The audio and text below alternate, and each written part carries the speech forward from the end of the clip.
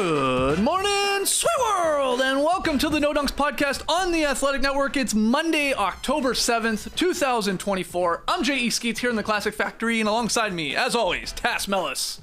Podcast listeners, this is for you. Next to him, we got the bearded one, my top shot hot boy, Trey Kirby. Heyo. Heyo! And over yonder, making the magic happen, super producer JD. Hello. There he is. Here we are. Today's podcast officially kicks off our 6th season of No Dunks at the Athletic, and get this, our 20th NBA season overall of daily hoops coverage. Leonardo DiCaprio is not even interested in our podcast anymore. It's too old for Leo. He was watching every episode up until now. That's right. Yeah, He was big very fan. You see him interested. at the Lakers games occasionally, him and Denzel chatting it up. You watched No Dunks yesterday? Denzel's going to be so disappointed this season. I know. So I believe, you tell me if I'm wrong, 20 years of daily hoops coverage maybe deserves a like, maybe deserves a subscription, maybe telling a friend about the show, and maybe a 5-star rating and review on a podcast platform of your choice. So happy 20 years. Happy to, 20 to years. you gentlemen. It was weekly to start, so it's not the 20th. Fair. Anyway, 20th season though. 20th season. We did start right after Kobe scored 81. That's right. Against the Raptors a long time ago. Right. 20 seasons. Yeah, so we started in 06, you're right, calendar year yeah, 06, gotta get but it all- was the season. It's the Yeah. season. Look, we're rounding up here We for know sure. stats. We got to get in the stats. That's right. On today's podcast, we are kicking off our NBA season preview series. You're going to have 5 of these podcasts coming over the next 2 weeks. And today we're looking at the NBA win totals for the Eastern Conference teams. Okay, so all of our over-under odds coming from our good friends at BetMGM. Let's just jump right into it. We have 15 teams to break down here and sort of give our predictions on whether you'd hit the over or the under when it comes to win totals. We'll give some of our locks at the end, but we start with the Atlantic Division, a fine division, a good, solid division. And here it is, courtesy of JD, putting together this slick graphic package for us. You got the Celtics with the highest over-under win here column in the East, 58.5 wins. Nets, 19.5. Knicks, 54.5. Sixers, 52.5. And the Raptors, 30.5. So let's start with Boston. 64-18 last year. Yeah. They go on to win the title. Had one of the highest net ratings we've seen from a team in a long time. Never had a series that lasted longer than 5 games in the playoffs. Like, just a dominating year. Cruise to the championship. Here's what they did. They re-signed Tatum, Derek White, Tillman, Hauser, Luke Cornett, Neemias Queta. They added Lonnie Walker IV. They drafted some guy named Baylor, 30th pick. And they didn't really lose anyone, right? Svi Mikhailuk and O'Shea Brissett. That's sort of it. 58.5. Dare I say, is that low? Yeah, why is it 58.5? You brought up a lot of good things, that this is basically the same team. Why should they drop from 64? It's hard repeating. I know that. And sometimes you get a little arrogant. Although we saw the Denver Nuggets, they had 4 more regular season wins in the year after they won a championship. What up with that? Anyway, 58 wins, 58.5. That's a lot. And I know it seems a little bit boring when you look at the Boston Celtics, but I do think there are things that will motivate them to be very good. I think Jason Tatum receives a lot of ridicule for being both a boring player off the floor, that he doesn't have a lot of emotion out there, and on the floor, where Jaylen Brown was given both MVP for the finals and the conference finals. So I do think he has a lot that he has to work on. He has to be a little bit more assertive when it comes to just getting to the rim. I think that's one problem with his game, if there's anything to really point out about his game. And the three-point shot has to be a little bit more consistent. And he can look at Steph and say, when they won their first title, he didn't win the MVP of the finals. There's always room to get better. He's not old. He's going to turn 27 during this season. Prime. Yeah, so he can get better. And I think there's that for them.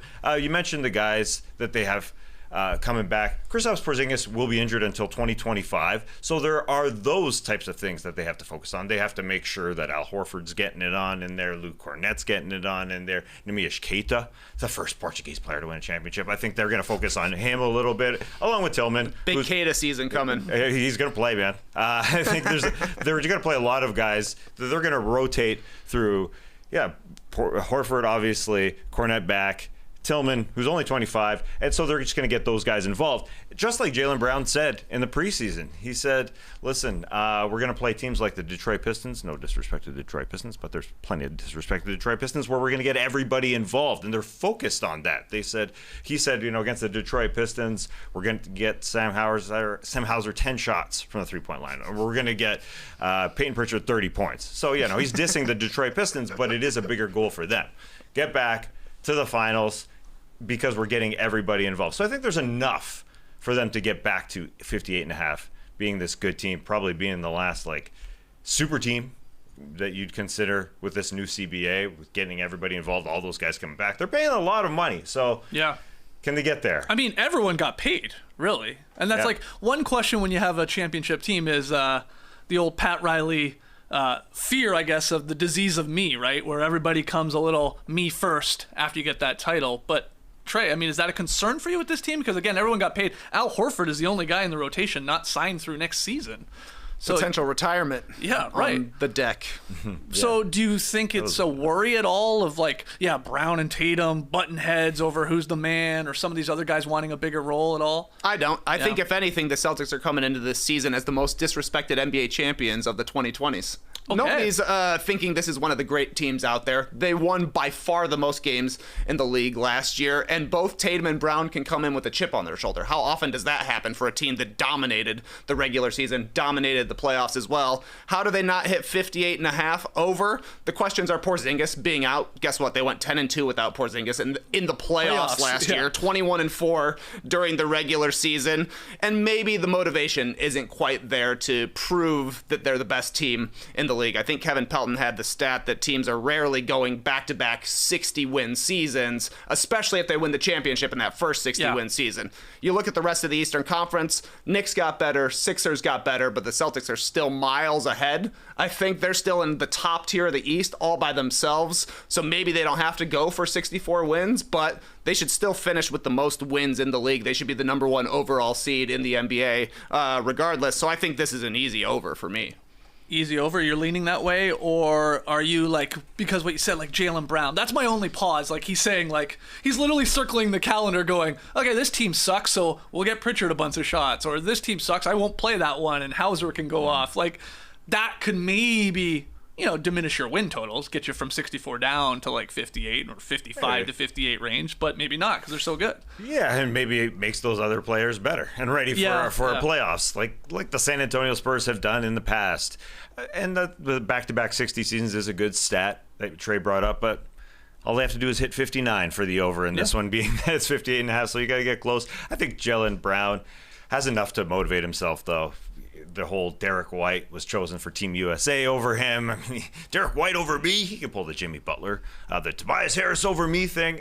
I think there's enough. I don't think it's as easy as last year just because of the strength in the Eastern Conference towards the top. The Knicks, the Sixers, the Bucks are still damn good, and then there's a lot more of them. So they should get very close, whether it's 60 or not. They'll be there. And a lot of those teams you just listed, they went out and signed wings, basically with the hopes to slow down Tatum and Brown should they meet in a postseason matchup. Okay, so it sounds like a lot of us are leaning to the over for the Celtics, despite being a pretty high number. Play along here on YouTube too, over or unders there. But what are in your the stream picks? Team.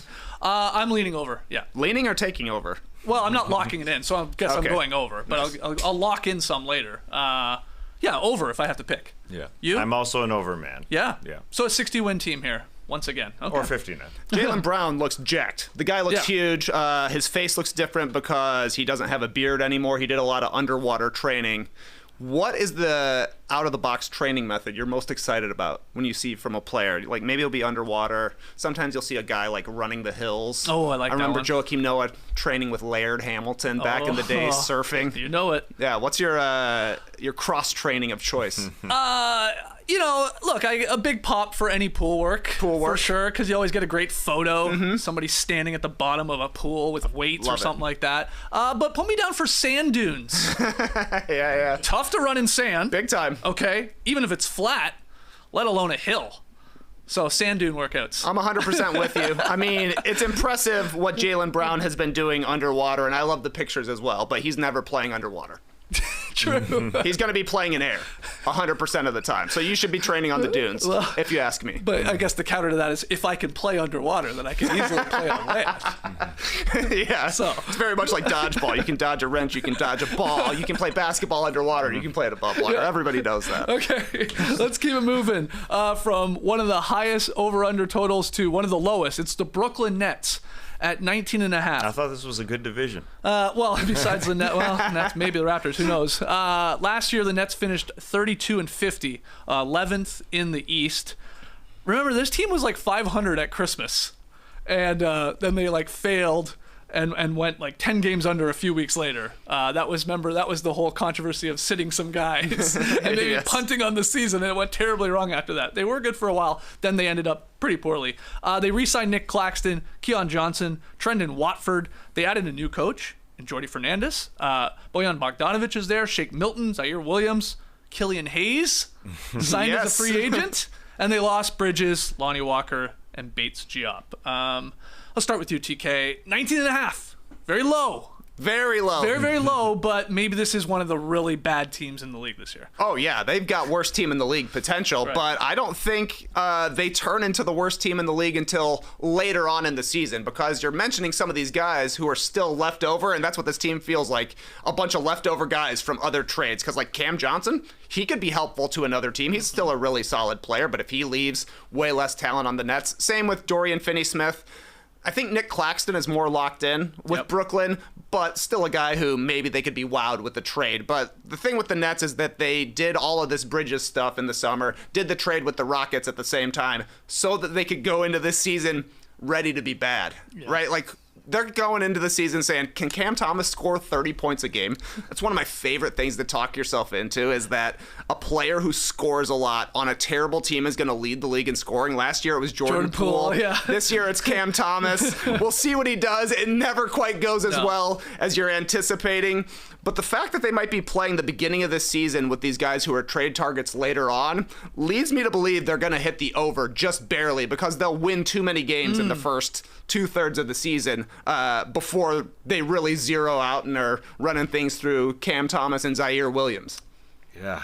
It's surprising that they were around 500 last year Yeah, when you look back. For a couple months. So there's some good basketball players on this team. Nick Claxton being the big one, I think that'll stay around for a long time. He is the longest tenured Brooklyn Net, and he signed that contract. That's crazy. Wow. And he's in charge of sort of holding up that locker room, making sure it's a great locker room. But guys like Cam Johnson, Dorian Finney-Smith, they are playing to be traded.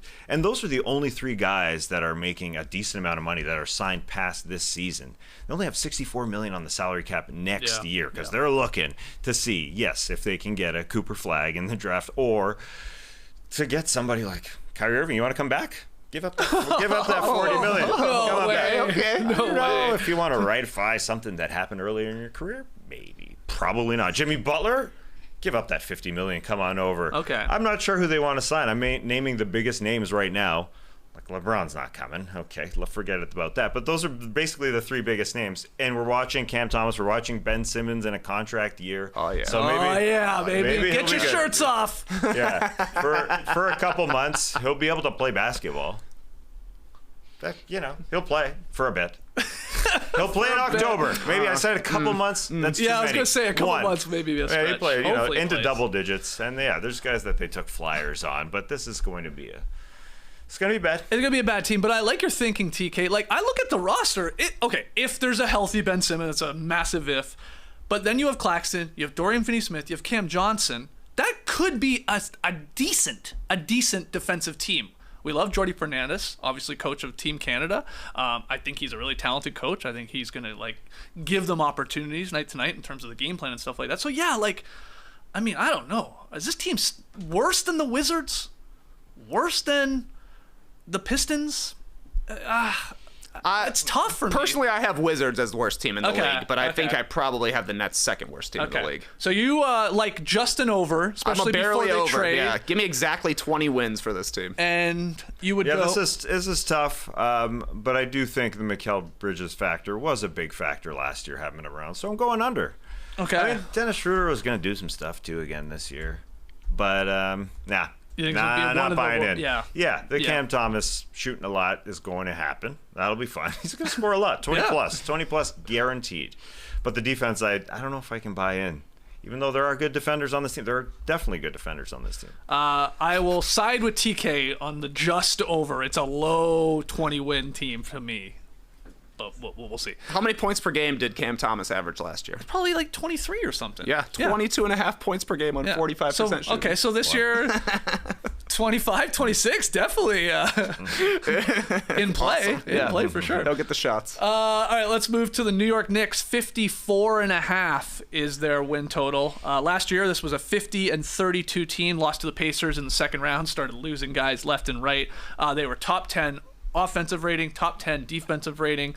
Big bung season, if we're being honest, right? They win 50 games. They have an all-NBA guy in Jalen Brunson. They made that solid mid-season trade for OG Anunoby. And at times, you could squint and talk yourself into them being maybe a contender. So what do they do this offseason? Hey, maybe they'll just stand pat, run it back. No, not really. They re-signed Brunson, OG, Precious Achiuwa, Jacob Toppin as well. They added Mikal Bridges and Karl Anthony Towns in blockbuster trades. They sipped some champagne. Landry Shamet, trying to make the roster. Campaign, he's there. I saw that going around on Twitter. Champagne, love it. Drafted some guys. They're pretty high on Tyler Kolek at number 34. And then they lost Randall, DiVincenzo, Hartenstein, Shake Milton, Bogdanovich, and Alec Burks is gone. So how far can the Knicks go? How much have they improved in the regular season? I mean, this is important here, right? Maybe this is a better team in the postseason, but is this a 55-plus win team to Tas Melas? Yeah, I think so. I think it's right there. They're obviously going after the Celtics with that incredible starting lineup that they have, with Cat at the 5, spreading things out there with Brunson, Hart, Bridges, and OG, where they can all ball. I'm interested in Cat at the 5 because OG Anunoby played a bunch of 5 after coming over from Toronto last year, and that was with Precious Achiuwa on the floor with him. But OG Anunoby played the 5, and Tom Thibodeau has talked about it, and he'll do it again. And I do wonder if he's going to stay healthy, because as much as I love him, the man does get injured. So then you start looking at their depth, and I can't believe no one ever mentions Chuma Okeke. I think he's going to play from the Orlando Magic. That guy can defend. Tom Thibodeau likes defenders. He's going to play. So there's guys. Yeah, Deuce, Precious Achiuwa, Mitchell Robinson when he comes back. And, Marcus Morris is going to hit somebody. He's going to hit some shots out there, and the Shams as well. So I do think they'll get there because there's too much talent not to get there, as long as they stay healthy somewhat. Talented team, but you're looking at a 5-win jump here for a team that is learning a new identity sort of on the fly, right? Obviously with these big moves. Not the Mikal Bridges probably slots in with all his Villanova guys a lot more easily, but the talent's part offensively might be a juggernaut. Maybe they suffer defensively. So that's my one concern to hit the 55 wins or over. Just like it is a brand new team, but man, they are loaded. Where do you lean? Yeah, I think if it was just Bridges coming in, people would be all about this over. They're saying an easy slot in at a position we need, but then Task lists all the guys, and it's like everybody you named was either a guard or a center. If OG gets hurt, more likely than Bridges, who's backing up on the wing? Marcus Morris, that would be scary times if he's actually playing the 3 for you, or serious minutes. But then I also saw Karl Anthony Towns' first possession as a New York Knick. He hit a 30-footer from way deep and then had a drive on the very next one. So I'm 100% in on this Knicks team. I think that even if a bunch of guys get hurt, Tom Thibodeau is really good at just saying, who cares? You're playing 45 minutes. Josh Harton will let Precious Achiuwa try out the 4 here. He figures out ways to win during the regular season. The goal for the Knicks is that everybody should be healthy for the playoffs. I don't know if Tom Thibodeau necessarily agrees with that goal, but you wouldn't have thought that this is a guy who coaches a team that's better on offense than they are on defense. He's changed a little bit. He still likes to go for the 45-plus minutes, but last season, 50 wins on a team that was 7th in offense and 10th in defense. They can probably still be around 10th in defense, I would have to think, at least between 10 and 15, whereas their offense should be a top 5 squad in the NBA. So I like the Knicks over here. Yeah, it should be. Brunson, Cat, pick and pop action with Bridges and OG in the corners, who are really good catch and shoot 3 guys. Both of them like 41%, 39% respectively from deep on catch and shoot 3s like that. how do you stop that? You got Josh Hart like crashing the boards and cutting everywhere. Offensively, amazing. Yeah, defensively, I have questions. Especially Towns and OG have missed like a combined 213 games over the past 4 years. Mitchell Robinson's always injured. He's out to start the year. He's going to miss a couple months. So, like, yeah, you get one. I guess my concern is, like, one big injury to one of those other guys, their main guys, and you really start to put a dent into your, like, sort of limited depth chart. Yeah. It feels too easy, but I actually think I'm going just under the 55 win mark, just because I think there'll be some growing pains a little bit. And the way Tibbs plays these guys, maybe they do pick up an unfortunate injury. I'm leaning under, but you guys are leaning over. I'm going over. Tom Thibodeau was smiling during that preseason game that you talked about with Cat doing his thing. Tom Thibodeau, he was laughing. He was laughing with the referee. Maybe Ashley made a joke that was really funny, but you don't see Tibbs smile all that much. I mean, the offense ain't that hard for Tibbs. Spread out 5. That's literally so good against the Boston Celtics. But it is the worrisome part is later on in the season. I brought up OG playing as a backup center because who is their backup center now? I think it might be OG for a lot of time. I know it's supposed to be Precious Achiuwa, but again, I mean, Mitchell Robinson is their backup center really now, but he's hurt. They don't have him. Yeah, yeah, he would probably be starting. In all honesty, I think they'd put Cat at the 4 and sit Hart, but that's for 2025 to find out. The worrisome part is months from now. Really, Tibbs is going to be fine for now. The only injury I would be worried about with the Knicks is Brunson, because I think he's the one that they really can't replace with his scoring and his clutch shooting, the playmaking he has. They don't really have a playmaker like that now that Julius Randle is on the Timberwolves, but Brunson also plays kind of like a low-risk style. He's not a high flyer. He's not taking a bunch of falls on the floor. True. He's a tough dude. So as long as he's playing 70 games, I think they're going to be all right. Tough dude. Obviously did get banged up at the end of last year, though. So, yeah, it's a good point. Let's go to Sixers. 52.5 wins for Philadelphia. Last year, 47-35. Lost to the Knicks in an epic first-round series. They looked damn good before Joel Embiid was lost for, a couple months there with the meniscus injury, did return for the postseason. Silver lining was Maxey was amazing. Became an all-star, scored 26 a game. So they re-signed Maxey, Kelly Oubre Jr., Kyle Lowry, KJ Martin. They added in free agency Paul George, Eric Gordon, Reggie Jackson, Caleb Martin, Andre Drummond, Gershon. They drafted Jared McCain and all his one TikTok move that he does. They got Bona as well. They lost, Batum, Hield, Melton, Payne, Paul Reed, Covington. But they did a lot here, Trey. A lot. Did they do enough to hit over 53 wins or more? Reggie Jackson is a 76er. That was one of my biggest. Oh, right. Right. He's a 76er now. They've got a lot of backup point guards on this team. And Maxey plays quite a bit. Last year, 31-8 when Embiid was on the floor. Do the math, though. 16-27 when he was gone. Embiid will miss time. He's basically said that. I'm not playing for an MVP. I'm not playing for all NBA this season. I need to be healthy in the playoffs. I think the team should be better without Embiid, because last year they were really, really top heavy. If Embiid wasn't playing in, the 60 games he missed or whatever, then it was Maxey having to carry, and it wasn't quite the same. Now they've got Maxey, they got Paul George, who probably will miss some time as well, but he's able to miss a little time as long as one of Embiid or Maxey is out there. They've got some depth, all in these guys that you have to say both of their names when you're listing them. Nobody calls him Gordon. It's Eric Gordon. Drummond is the only one that's on the edge there.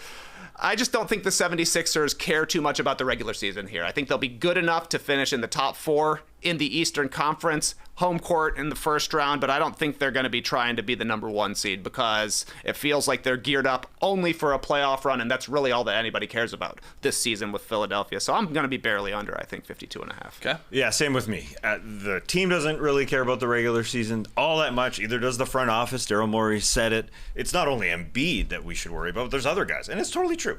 I'm sure it's Paul George, and that's obviously a very prominent player on this team. I don't know if they care about Maxey and keeping him safe for the playoffs, but it is Embiid, and you mentioned those are good stats. He played less than half the year last year. Let's say he's completely healthy, but he's just sitting games to stay fresh. How many games does he play? I think it's going to be in the 50s, and bodes a pretty good bet for the under, I would say. So he's done for the regular season. He basically said it like he wants to be healthy for the playoffs. He's missed games in 5 of the 7 playoffs he's been in, or he hasn't been 100%. Like against the Knicks last year, he just wasn't right. And they do have a bunch of question marks. Like, Reggie Jackson, Gershon Yabusele coming over, a guy like Caleb Martin that the Heat gave up on because he's up and down. They're all good. They're all very good. Like Paul George, the Clippers said, we're not going to pay the max, but obviously he's a great player. So there are some questions there. So I'm taking the under in all this. That's a tough one. I struggled with this one. It's a good line. It's the perfect set line. Well done, BetMGM at 52.5. Yeah, I could just go under. You could say, like, come on, why wouldn't they still be like a 55-win team? It's the big Embiid part. I mean, I don't know. This whole, like, I want to be ready for the playoffs, so I have no agenda for the other stuff. But it's like, if you want to be ready for the playoffs from what we've seen from you, then don't play at all during the regular season. And maybe then you're good to go. He's in such a tough spot, though, because Embiid, when he sits, he gets out of shape. Yeah. He'll be dragging his legs up and down the court, unhitch the trailer, big guy. So he has to stay in game shape, too, where it's like how much is enough to play him and have him ready for the playoffs, and how much is too much that he pushes it a little over the edge and he's 80%. Tough to figure out. Yeah, that's exactly what he said going to the playoffs last year after missing so much time. He was just like, I'm not that good. I'm not 100%. So when does he play? He probably sits more in October, November, December. And starts getting it ripped up after the All-Star break, maybe. But I do think it's going to be below 60 games. I know it's not fun talking about numbers, but I think that is a factor here when you're talking about one of the best players in the league not playing for you. Okay, so you guys are leaning under with that one. I don't think this is going to be a lock for anyone. I guess I'll swerve on this one. I'll go just over. I think it's perfect line. Again, like I said, I think they'll just hit the over. I guess I'm banking on Embiid playing a little more than you think. Final team in the Atlantic Division, the Toronto Raptors. 30.5. They finished 25-57 last year. 12th in the Eastern Conference. Bad year. They traded away OG for RJ Barrett and Quickly, which was good. Fairly good. Then they traded Pascal Siakam to the Pacers for Dick All. That was bad. I would say that was bad. I think Dick All's going to have a big season this year. Grady Dick All. Good. They finished the season by going 2-19. Down the stretch, trying their damnedest to keep that pick, which unfortunately didn't work out. But Scotty Barnes did have a great year, managed career highs in points, rebounds, assists, steals, blocks. He was an all-star. So they re-signed Barnes. They re-signed Quickly. Garrett Temple also got a contract as well. He's still there, that vet. They added Bruno Fernando in free agency, Davion Mitchell in a trade from the Kings. They drafted Jacoby Walter, Jonathan Mobo, Jamal Shed, where my Shed head's at. He looked awesome in preseason in Montreal. And they lost McDaniels, Gary Trent Jr. They waived some other guys as well. So 30.5 with this team. This one's interesting. I feel like some people think the Raptors are going to be a lot better than some of the pundits think, and others are like, no, this is going to be still one of the worst teams in the East. Pirtle basically tried to tell you they were going to be. I don't know where you fall as a Raptors fan here. I think they're an over. You said they finished the season 2-19. Scotty Barnes was not playing. He went out March 1st. That was his last game. I think Scotty Barnes in that locker room is a leader. I think he will be ready to take another little step because, number one, he's saying all the right things. Like when he was on Twitch, he was twitching. Not actually twitching, but he was playing on Twitch. He was asked, who are the top 5 Raptors of all time? He said, I'm not even close to there, but I'm working on getting there to be one of those guys. And furthermore, he's kind of said, quote, they say we're rebuilding, but I just want to win now. I feel like that's my mindset each and every day. I want to win basketball games and rebuild this thing back to where it was, try to get back to the top of the East. And I think last year he showed he could do that. A loss against the Spurs, he walked off the floor early. Before the buzzer went off, he was upset. He had a really bad game. Next game, he showed up. A near triple-double against the Indiana Pacers in a really good win. And against the Indiana Pacers, everybody gets triple-doubles. But no, he's stepping up. Now, I think 30 wins is just not a lot. He does need help in the fourth quarter. So you mentioned that trade for Barrett and Quickly. Quickly has to take another step. They put a lot of money into Manuel Quickly, and he struggled a little bit in being that leader as the starting point guard. But Barrett has shown he's been great even in the Olympics. So they bought into Quickly, and I think last year was a trial period for him. But I don't think 30 is all that high at all. If Barnes can be that leader and Quickly and Barrett can be, who they've shown that they can be at most of the time, I would say. That is the trio. It's IQ, RJ, and Scotty. Do you guys like the BBQ nickname? Barrett Barnes and Quickly? They tried spicy barbecue before Siakam got traded. I gotta say I don't love it. Yeah. Doesn't mean, I don't know. love it. Yeah. I mean, if they get hot, I guess is what the whole idea is. Okay. They're at barbecue, but there's not a lot of meat. I'm not feeling the meat in Toronto. Yeah. So they just have to be hot. Yeah. I guess it's Where do you go with this squad? Not feeling the meat. Yeah, this is weird because, 25 wins last year, but like you're saying, they were blatantly tanking down the stretch and then still lost their pick anyway, so they didn't really get to add talent via the draft. They got Walter a little bit later and then Mobo, who people were very excited to see on the court. Last year, they lost, I guess, their best shooter in Gary Trent Jr., and this is a team that I would think wants to have space around the BBQ trio there because all three of those guys are best with the ball in their hands. I think that's a bit of an odd fit. But the thing with the Eastern Conference is that the Raptors could win 30 games and be the 10th seed. Yeah. The Eastern Conference is pretty bad this year, so I'm going to go under. But I think they win 30. Exactly. So just under Yes. is what you're going. Yeah. Yeah, the line is 30.5. Eric Koreen pointed out at The Athletic, the Raptors were 4.5 points per 100 possessions better on defense when Jakob Poeltl was on the floor. He does help them out in that regard. But Koreen noted, if the Raptors are looking for a quick way to get worse in the middle of the season, you could trade or you could sit Poeltl, and that would be a handy trick to obviously lean into racking up some L's and maybe having another bad season and stuff like that. It does sound like Chris Boucher is going to get backup minutes. He's finally going to get a crack again. He was in the Darko doghouse, remember? By all accounts, he is going to be sort of their backup as one of the big positions. I like that. I like him. I like his energy. It's just like, to me, it's just like, I'm not, like, they were bad on both sides of the ball last year. I think they're going to be a little more average offensively in a good way. It's just defense. And I know I'm looking into preseason already and I'm seeing the roster. There does seem to be at least an injection of guys that play hard and get at it on the defensive end. And I'm talking like, Davion Mitchell, that's what he was known for Sacramento. Even Shed, who's like, is impressing, like as a guy who maybe is like an 8th or 9th guy that sort of changes the game. So if they just have a little more energy on the defensive side of the ball, I think they're flirting with that 30 to 33 win mark, 30 to 35. Like you said, it's going to be, are they a play-in team or not? They could be. Right. I think they'll be in contention for it. So I'll lean just over. And Darko Rakovic in his second season has said they are focusing on defense this year. They have to. And I guess he didn't focus on it last year under his first year as a coach. That being said, I just don't think it's a tank season for the Raptors. I don't think Barnes tanks after you give such a huge contract to Quickly. There's no tanking there. I mean, you are paying guys a lot of money to be top 2 players. And now you're just going to say, oh, you're bad now. They have to be good. And they're better. I know they're not a top 3, 60-win team. Absolutely not. But they're way better than 30 wins if they're playing. And they're playing together. So you think they're more a 500 team? Closer, yeah. Okay. I mean, it's not a huge year for a guy to be out. They were 2-19 at the end of last season. Yeah. Their best player was out.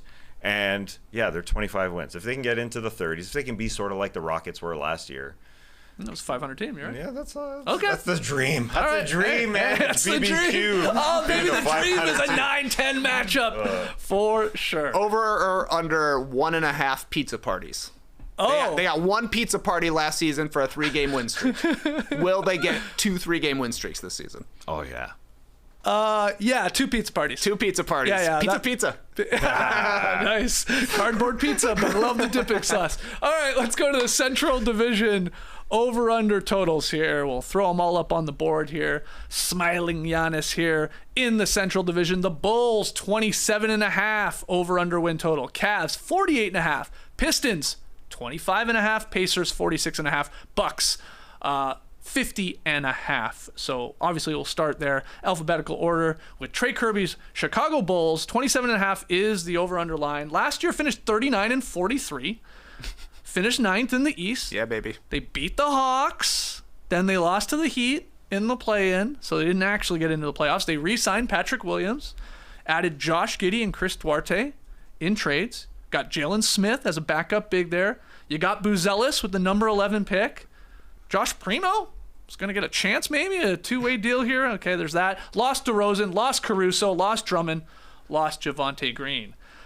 What's this team doing here? Are they going to lean into the actual rebuilding, maybe sort of the tank, or are they going to, like they usually do, stay semi-competitive and be in the play-in, and thus maybe hitting, or would easily then hit, I guess, a 27.5. Where do you go? My guy Arturas Karnisovas said we're hosting a playoff series this year. It ain't about trying to tank out and keep your pick in the Cooper Flag lottery. No, the Bulls are hosting a playoff series, not just a play-in game. Personally, I'm pouring one out for the greatest play-in dynasty we've ever seen. Back-to-back wins in the 9-10 game before being eliminated before the real playoffs.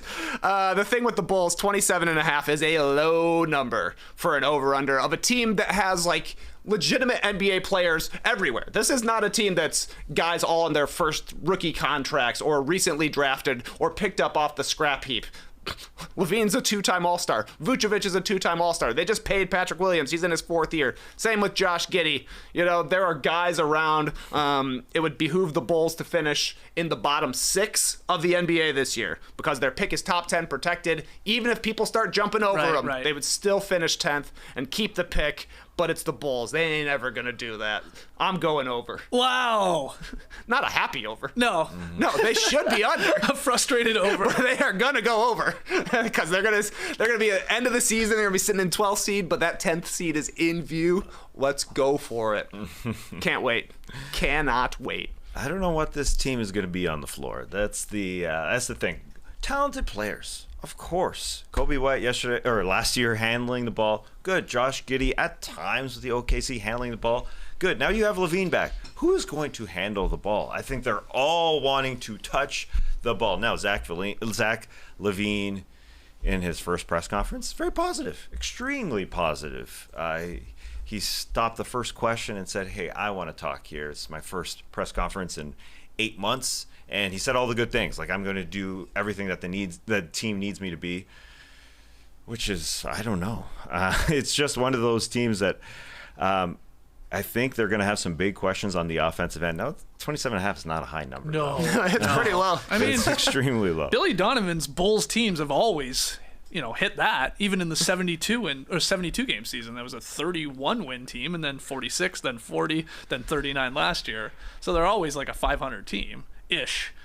So 27.5 is really, really low. It's like even BetMGM in Vegas is like, they're gotta lean into the tank here, right? You'd think like so. Trade Levine, trade Vooch, like play the young guys, be bad, like give Buzelis a ton of opportunity. But will they do that, or will he be playing in the G League for crying out loud? Like, because this is what the Bulls have done. Yeah. Will they follow that pattern? So you're going over as well. I don't know. It's a real huge question mark here because if Levine and Vooch are there, because it sure seems that way for a while anyways, it's going to be a little difficult to trade Zach Levine's big deal. Vooch is a talented player, but they're going to try and run, and Vooch ain't going to want to run. So I don't know. I don't know. I don't want to bet against Ayo Dosunmu. The guy's a baller. He's going to bring the intensity defensively. I want to see Lonzo Ball play a little bit anyways. That could be one of the best moments of the season. Yeah. And playing again. Yes, 100%. That's going to be the best moment. He'll become the first professional athlete to successfully return from a knee cartilage transplant, according to Evan Sidery of Forbes. Huh. That's cool. Yeah, he said at Media Day, I have a brand new knee, like nothing that God gave him. Well, yeah. Yeah. Do He's not got somebody do else's that. knee. I like this from Obob in the stream team. Jerry Reinsdorf just lost 1 million baseball games. Yep. He won't want to tank. It's a great point. Wow. They lost, 120 something? Yes, the worst team in modern history. Really? Yeah. They set the record? Mm-hmm. Okay. Nice. So they won't want to do that with the Bulls. Yeah. I got more AK quotes, Karnisovas here. We're here to win. Developing our players is crucial, but we won't sacrifice the integrity of the game. That's right. Just for the sake of development. Yeah, wins over development. All that said, I think they're sandbagging us here. I think they're doing something slick. They're like, oh, we're here to win. We always try to win. Maybe this is the year, they lean into playing the young guys. Again, I want to see a lot of Buzelis. I want him to get a chance and then for it to be bad. And let Giddey rack up triple-doubles in losses. I'm going to go under. A positive under for you. I like that. Thank you very much. You're welcome. You're welcome. I just hope Kobe White is actually good. He had like a good half a season last year. Yeah, he did. Could have won a most improved player, but the criteria has changed. Yep. I hope we go into this season and realize it wasn't just a hot second half of the season when nobody cared about playing against the Bulls.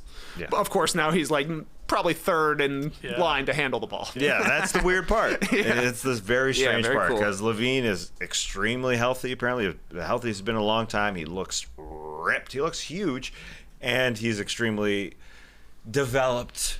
I think off the floor, he looks like he's all grown up, and that's why the way he's talking.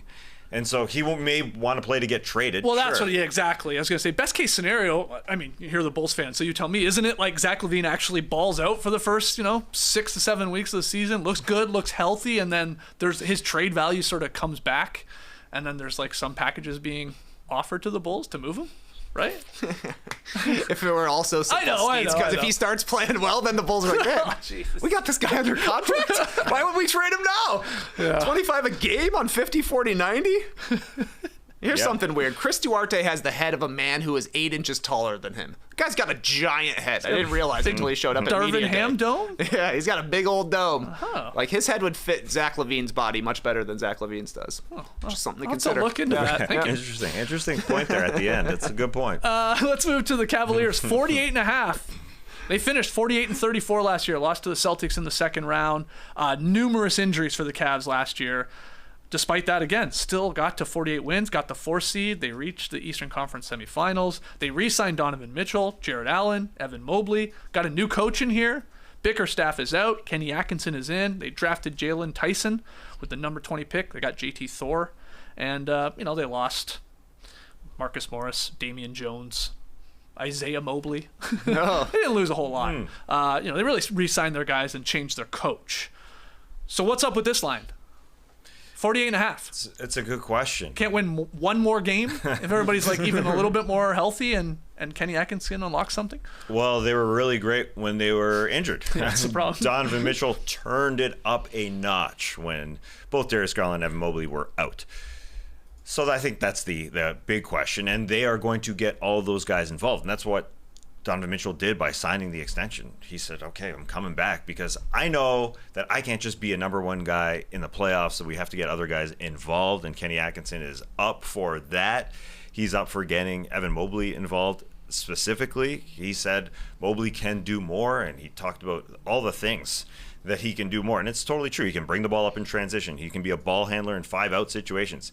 He can run pick and rolls, and I think he's going to stagger Allen and Mobley more, so Evan Mobley can play the 5 while Jared Allen sits, and we saw it in the playoffs. It can work, and this is a huge trial, I think, for Garland and Mitchell and those two guys at center, Allen and Mobley. I mean, you got 2 point guards and 2 centers, essentially, and this is it. This is it to determine if they have to make a move to deal one of them. So I guess with the 48.5 win thing, maybe you don't have good possessions because Mitchell doesn't have to be the number 1 and 2 and 3 guy, and you're trying to work things out with Mobley. So that may involve, or may result, I should say, in a loss or two. Mm-hmm. And so I think I'll take the under, but it's going to be a super, super close. They're going to win between 47 to 50 games.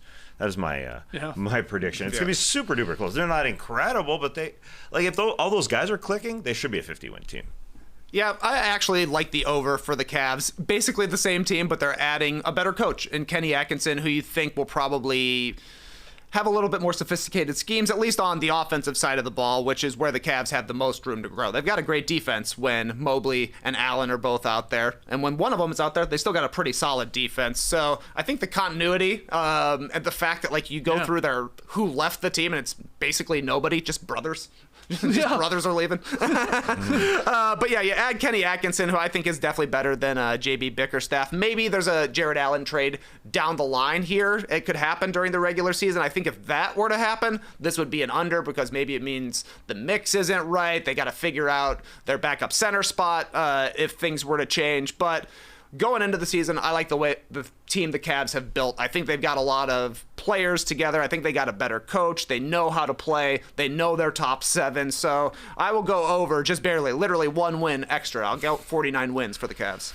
Yeah, difficult here with the Cavs because I always, when I think about the Cavs and this over-under, I look at the Pacers and I look at the Magic, and I go, of those three teams, they all have similar lines here. I know we'll get to Indiana and Orlando in a second, but like, it's like 1, 2, maybe hit their over and sort of catapult up into the next tier, or at least flirting with the next tier, like your championship contenders, but not all three, right? Like, it just doesn't feel like it's plausible to me. So I struggle with which team it'll be that I'm sort of dropping, but it's not going to be the Cavs. I'll give you 2 reasons why that I like the over. You said the first, it's the continuity. Top 10 players in minutes, all returning. That's got to count for something here. I like the Kenny Atkinson upgrade as a coach. And then this from Yahoo Sports sort of blew my mind. The Cavs just take care of business against crappy teams.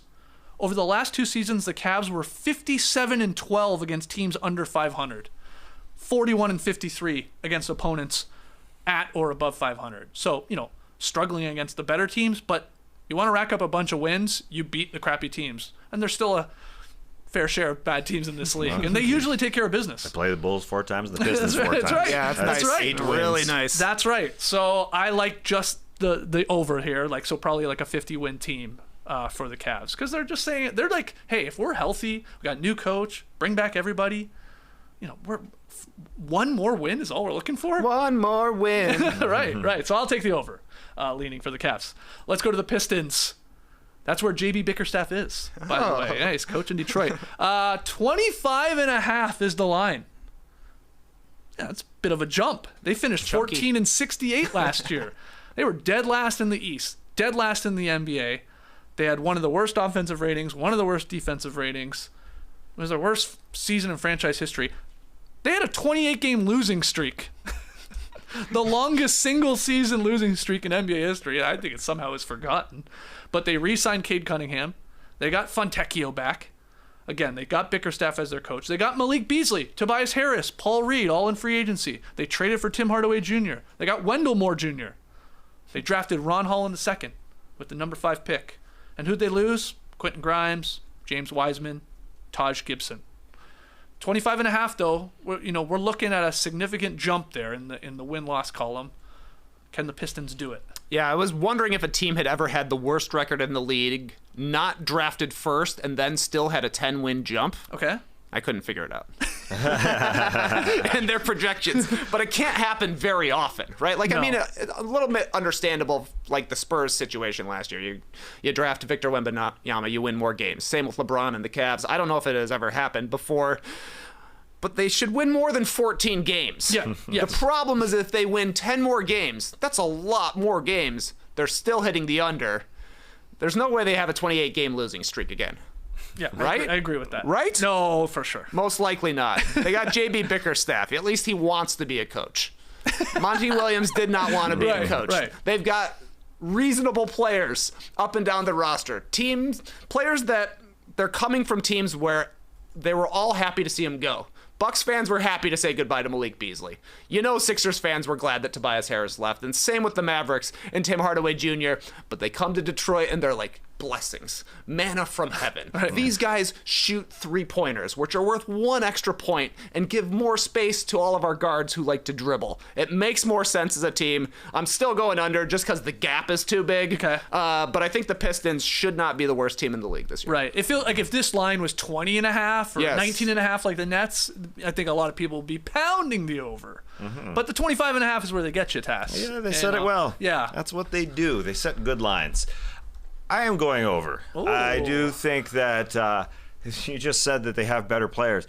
Yeah, they do. And they have a coach who's not going to just play favorites. I mean, Killian Hayes was their starting point guard for a long time when Cade Cunningham is right beside him. Let Cade Cunningham handle the ball. That's what he does. And so the guy like Tobias Harris, the guy's a very good basketball player. As awful as it was to see him get his contract for the Philadelphia 76ers fans, the guy has been hitting shots for a long time in this league. So he's starting. There's no doubt. He's starting beside Cade. Jalen Duren is the other guy who's definitely starting at the center spot. And then I'm not exactly sure if it's Jay Ivey and Simone Fontecchio, who they get a full year of this time, and Jay Ivey as well is going to be playing this year, or if it's Asar Thompson taking the spot of one of those guys. I've decided that's probably the way that they go. Jay Ivey needs the ball in his hand, so he may be the first guy off the bench because he's a a threes or layups guy, and that's what he does. And JB Bickerstaff has said we're staggering him and Cade. So there's that. I just think going through everything, they get Fred Vinson, who is the shooting doctor. He's going to help Asar Thompson. He's going to help Ron Highland. He's going to help Jay Ivey shoot threes. Now Jalen Duren's terrible on defense. That ain't good. But I just think I mentioned all those guys because they're all guys who can play offense, and we'll see about the defensive thing. But I think all those guys just wrap it all up without Monty Williams playing favorites there. 10 wins, no problem as an increase. No problem. No problem. Yeah, I think they're good enough. Again, they just weren't playing good basketball during that losing streak. They weren't playing the right guys. No. They weren't I mean, everybody got injured for them, too. Yeah. They had a very bad Yeah. year in terms of injuries. Like, I think they had 2 guys that played more than 63 games. That's it. Cade was just under that mark. Obviously, Jalen Duren missed a bunch of times. So that's a part of the equation here, just some of their better players being healthy. But they brought in competent basketball players. You guys said Yes, it. Like, they did. Tobias, Tim, Malik. I mean, these are good players. They're not elite players, but give Cade a chance. Give Ivy a chance. Like, to surround them with some guys that can actually hit shots or at least are a threat to hit shots. So it opens up the floor a bit. But I just like teams that win less than 20 games. You know, you're not making strong playoff pushes usually the next year. And not that I'm saying they would. I mean, you win 26 games here, you still hit the over, and you're not even sniffing the play-in. But, like, it's a significant jump here. It really is. It definitely is. But will they have, like, the whole, like, catch a lot of teams by surprise? Because everyone's like, oh, the Pistons stink. I mean, Jalen Brown's already saying it. So maybe there's a bunch of other teams thinking. Sam Hauser ain't beating the Pistons this year. That's right. Maybe. Oh, Maybe he is. I want to go over for Pistons fans, but I think I lean just under. But it's probably like, you know, a 24-25 win team. And that's an improvement. And then, you know, then you get to the 35 win mark the next year, hopefully. But not this year. Yeah, I don't think the Pistons have won 25 games or more since the 18-19 season. Yeah, They were 41 and 41. Wow. That's a long time. Been a minute. They haven't had a over 500 season since 2015-16. Holy. Those were the Blake days, 18, 19. Right? Yeah. That's a long time ago. Yeah. Okay. 25. Well, 26, I guess you got to hit to hit the over there for the Well, Pistons. what a team. The 2015-16 Pistons. Can you guess who led the team in scoring? His name has been said today. Reggie Jackson? There you go. Wow, nice pull. Oh, I don't think I Reggie would've got Jackson, there. Tobias Harris, Andre Drummond, Contavious Caldwell-Pope, Marcus Morris were their top scorers. All those guys have been said today. Yeah. Well, not KCP, but we're getting to And them. you said that was the 41 win Yeah, team? no, this was 44 wins. Oh, jeez. That team a got lot you of wins. 44 Yeah. wins in 2015-16. Things have changed. That's true. Okay, let's go to the Pacers. 46.5 is their line. They finished 47-35 last year. Lost to the Celtics in the East Finals. Had one of the greatest offenses we've ever seen. Pretty poor defensively, but they had a quiet summer. You know, they are sort of one of these teams choosing sort of growth and chemistry over a lot of drastic changes. They re-signed Siakam, Andrew Nembhard, Obi Toppin, Quentin Jackson, James Johnson, added James Wiseman in free agency, basically to replace Jalen Smith, who they lost to the Bulls. And they drafted a bunch of second-round picks, including a guy named Johnny Furphy, Oh, yeah. which I love that name. I think pundits don't know where to slot this team. I really don't. I've seen them projected as high as 4th in the Eastern Conference and as low as like 8th or 9th. So it's like a big gap. You want to get started on the Pacers of a 46.5 win line? Yeah, I think it's very easy to just assume they'll be very similar to last year because they're basically bringing back the same team. I'm just watching for those guys that are internal that they hope will grow, like Benedict Mathurin, who didn't play in the playoffs. Very good player. Jarris Walker, who basically didn't play the entire year because he was a first-round pick, but they were just rolling with Miles Turner, and I wonder if how he plays determines if they'll re-sign Miles Turner after this coming year. But as I contemplate it, along with the bettors, as you mentioned, they're 47-35. They play so fast last year and were really good offensively. So will teams be a little bit more ready for that offense this year? I guess. But maybe Like they their just didn't style wanna of play, you mean? Yeah. They just run and they lead the league in passes because they're really, really, really, really, really good at that. They've bought into every single one of their guys. So that 47, it just seems like it has to be an over. But I do think that the strength of the East is better at the top, right at the top. So I do think that hurts a little bit. I'll take the under, just because they did surprise a lot of teams last year. I hope Halliburton is healthy the entire season. That would help the win total, obviously, because he was hurt last year.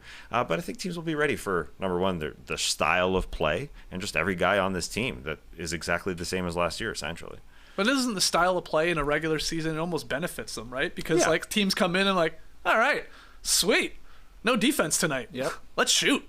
Let's run and gun. Everybody likes to play like that, and I think it does help them. But you got to play a little defense. The opposing team just knows that they know exactly they're gonna pass every single time. We all watched it. They pass 1,000 times on offense. It's tough to defend. Yeah. But it's coming, I guess. What do you do with Indiana? When you're talking about where they rank in the Eastern Conference, I'm definitely more so like the 4 to 7 range than the bottom of the play-in playoff picture. Right. I think they're still a really good team, and you mentioned it earlier, the Cavs, the Pacers, and the Magic. They're all going to be in the mix, finishing with I don't know, between 45 and 50 wins. It really feels like, right? I was going to see how they played with Siakam last year compared to how they were before. 41 games, the perfect split. 23 and 18, they went with Pascal Siakam. Literally no help here, because that's a 46-win pace. But it led me to go to the under, because I'm like, wait, 46 wins? That's just barely hitting the under. I'm with Tass. I don't think the surprise factor is there quite the same, and I think that they probably will try to play a little bit less of an extreme style. Like, the Pacers gave up so many baskets at the rim last year because they didn't want to give up three-pointers, because they knew the only way we're going to win games is by outscoring teams. I think they can win different ways this year, having Siakam around for the entirety of the season. They should have a little bit more continuity together, having played a half season together, because I thought there were times last year where Siakam was just thrown into the Pacers style rather than having the team built around him at all. Clearly still Halliburton's team, but there are ways to get Siakam more involved. I think they'll be as good as they were last year and just barely hit their under here, but still be a really good team and a tough team to play in the playoffs. I agree with you guys. We can keep it moving. I think you nailed it. I think they're going to be right around that mark. Maybe they finish exactly 47 and 35 again, and that would hit the over, but it feels like with the top of the East getting a little bit better, maybe some of these other teams chasing them, improving a little bit. We talked about the Magic and Cavs. I sort of have to, I said that, now I have to follow my rule, and I'll tell you right now, I like the over for the Magic, so I have to pick one of those teams to not hit the over, and I'll go Indiana, unfortunately, as my team, just hitting the under. Final team in the Central Division, the Milwaukee Bucks. 50.5 wins. 49 and 33 they were last year. Very weird year. They lost to the Pacers in the first round. Some injuries played a part. But it was sort of a disaster, and they still won 49 games. They hired first-time head coach Adrian Griffin. They fired him a few months later, despite having an awesome record. And then they finished with a worse record under his replacement in Doc Rivers. Damian Lillard didn't arrive in Milwaukee until basically the start of training camp, said he was out of shape. Chris Middleton and Brook Lopez, I think they started to show their age a little bit, and especially with injuries with Middleton. Giannis suffered a left calf strain. And again, all this to say they still got 49 wins. What did they do? They added Taurean Prince, Gary Trent Jr., DeLon Wright. They drafted A.J. Johnson, the number 23 pick. They lost Beasley, Beverly, Crowder, Gallinari. Is Thanasis there? Yeah. He is there. Okay. Always. Is he? I wasn't sure he was. If Giannis is there, he's there. I know. I had my notes. I wasn't confident on that. But a lot of those guys don't even play in the league anymore that I just listed. They traded 5 second-round picks for Jay Crowder, huh? Yes. Wow. That's right. That's right. So, again, the line 50.5, basically sort of last year's finish, 49-33. Where you go? Well, it should be a less drama-filled season, I would think. Mary J. Blige mode here, but then Chris Middleton comes in having double foot surgery. You mentioned that all these guys were showing their age last year. Guess what? Time ticks on. They're a year older. I think they're the second oldest team in the NBA behind, I believe, the Clippers, so they're the oldest team in the Eastern Conference. When guys get old, they pick up injuries more often, which is definitely what happened with Chris Middleton. He doesn't just seem like a all-star guy anymore. Maybe he can tune it up. He definitely was good in the playoffs a couple of games against the Pacers, but I don't know if you're relying on him on a night-to-night basis. It was weird that Dame and Giannis said they didn't get together at all over the offseason, but they did text message each other a lot. I think more than anything, if those two guys are healthy, they'll still be a good team. But the Bucks has been one of the teams I've soured the most on during the summer. I'm like, yeah, they did a great job getting Prince, Gary Trent Jr., and DeLon Wright. Yeah. Those guys are all minimum players. They don't really move the needle all that much, and there's reasons that they are available. So I'll take the barely under for the Bucks. I go over because they had a good offseason, and the other part of their offseason, which they weren't necessarily controlling, was Damian Lillard training to be a player on a basketball team. He said he wasn't training all that hard last year because he didn't know who he's playing for. Then next season, he got traded by the Blazers right before training camp. So there's that. There's that part. I think Damian Lillard is going to be a really good player this year. He's just going to be that more motivated. Like all-star, all-NBA level? I think it's very, very good possibility that he's an all-star. Yeah. Okay. This is a comeback year for him. I think he's got no choice. I think we're going to see what Doc Rivers asked for when he got there. More pick and rolls with Dame and Giannis, because it really didn't happen a lot last season, and that's going to be lethal. So that's going to happen a lot. They're slow playing Chris Middleton, which I think is a good thing for them. I mean, he's like Joel Embiid with Philadelphia 76ers. He's injured. They're going to slow play it, and he's going to come back as they need him. I mean, it is a little scary. He's old. But I think, with the big four that they have, and the big four, I mean, Dame, Giannis, Brook Lopez, and Chris Middleton, I think Gary Trent will be decent in that starting lineup. I think it'll probably be him. They started last year 30-13, and that is a really good record. Not good enough. Get out of here, Griffin. Yeah, they got rid of him, and then they ended 19-20 over their last 39 games. So I think with a healthy Dame, that bodes well for a good start to this season and a good year overall. He's just going to be more effective. So I like the over with this Milwaukee Bucks team. I think they've got enough. Giannis averaged 30, 12, and 7 on 60% shooting last season. Yeah. And it was like a bad year, obviously, for him in the Bucks. It's sort of insane where the bar is with him. I thought Yahoo Sports nailed it in their write-up for this team. The Bucks' title chances are in trouble if Lillard's All-NBA days are behind him, if Middleton's All-Star days are behind him, or if Lopez's All-Defensive days are behind him. And that was an or, not all of those. I think there's some truth to that, and I think that's my concern with this team. Now, I know that's talking about postseason and playoff runs and stuff like that, and we're really focusing on the regular season wins here, but one of those things is enough to, maybe take them out of the tier of those elite teams in the Eastern Conference, at least in competing for a championship. Lillard drop off because of age, Middleton drop off because of injury, and Brook, I mean, was super important defensively to that team when they were obviously winning the title and stuff like that. And I just, he's gotten old as well. Yeah. I like the moves. I'm the biggest DeLon Wright fan going. I love that pickup. I like Gary Trent Jr. as a shooter, at least. I mean, they're always trying to find a guy as that fifth guy in that lineup. But he, in theory, makes sense. Taurean Prince is still a pretty good player. But 50.5, I go just under. I go under. And they're the one team I wonder, they're still included because you have Giannis as one of the elite teams in the East, but will one of those teams, the Cavs, the Magic, the Pacers, somebody else, bump them out of a top 4 slot? I think it might be a blight. They seem most likely to fall out of the top 4 if you're considering the Celtics, the Sixers, and the Knicks up there as well. Southeast Division, our final division. We'll show you all 5. Got the Hawks at 35.5 wins. Hornets 29.5. Heat 44.5. Magic 47.5. And the Wizards 20.5. Let's give it up for the Southeast Division. Baby. Oh, yeah. All right, let's start with the Hawks. Again, 35.5 is the over-under. They finished 36-46 last year, 10th in the East. They lost to the Heat in the play-in game. Trae Young missed nearly 30 games. The defense stunk again, as it always has. What'd they do? They re-signed Vit Krejci. Oh, yeah. Hollinger loves it.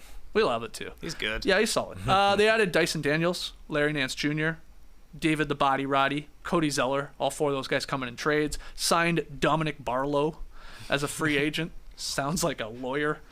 And they drafted Zachary Richache with the number 1 pick. They lost DeJounte Murray to the Pels. They lost Sadiq Bey to the Wizards. AJ Griffin to the Rockets / the Lord. That's right. So, Atlanta. Tass, you get us started here.